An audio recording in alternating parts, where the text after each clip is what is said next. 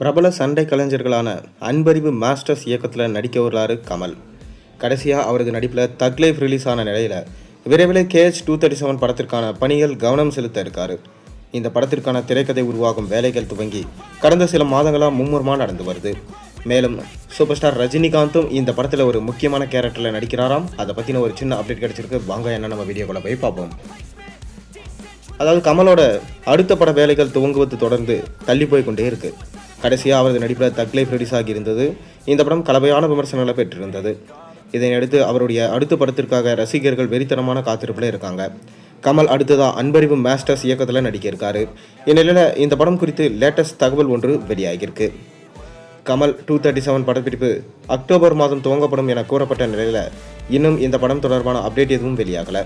இந்நிலையில் டிசம்பரில் இந்த படத்துடைய ஷூட்டிங் ஆரம்பிக்க இருக்கிறதா சொல்லப்படுது. இதற்காக லொக்கேஷன் பார்க்கும் வேலைகளில் படக்குழு இறங்கி இருக்கிறதா சொல்லப்படுது. இந்தியாவில் பல இடங்களில் படப்பிடிப்பு நடத்த படக்குழு திட்டமிட்டிருக்கிறதா தகவல் வெளியாயிருக்கு. மேலும் கதையிலும் மாற்றம் செய்யப்பட்டிருக்கிறதா சொல்லப்படுது. இதனிடையே தேசிய விருது வென்ற பிரபல மலையாள திரைக்கதை ஆசிரியர் ஷியாம் புஷ்கரன் கமல் 237 படத்தில் இணைந்ததா படக்குழு அதிகாரப்பூர்வமாக அறிவித்தாங்க. கும்பலாங்கி நைட்ஸ், ஜோஜி, மகேஷின் டே பதிகாரம் உள்ளிட்ட படங்களுக்கு வசனம் எழுதியுள்ள இவர் கமல் படத்தில் இணைந்து ரசிகர்களிடையே எக்கச்சக்கமான எதிர்பார்ப்பை கிளப்பியிருக்கு. இந்நிலையில் தமிழ் எழுத்தாளர் ஒருவர் கமல் 237 படத்தில் இணைந்திருக்கிறதா சொல்லப்படுது. இதனால் இந்த படம் பக்காவான ரைட்டிங்காக இருக்கும் என எதிர்பார்க்கப்படுது.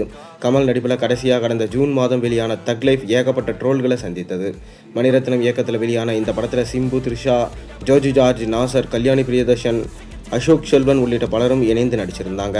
நீண்ட இடைவெளிக்கு பிறகு தமிழ் சினிமாவோட இருவரும் ஜாம்பவான்கள் இணைந்து கோலிவுட் வட்டாரத்தில் எக்கச்சக்கமான எதிர்பார்ப்பை கிளப்பியது.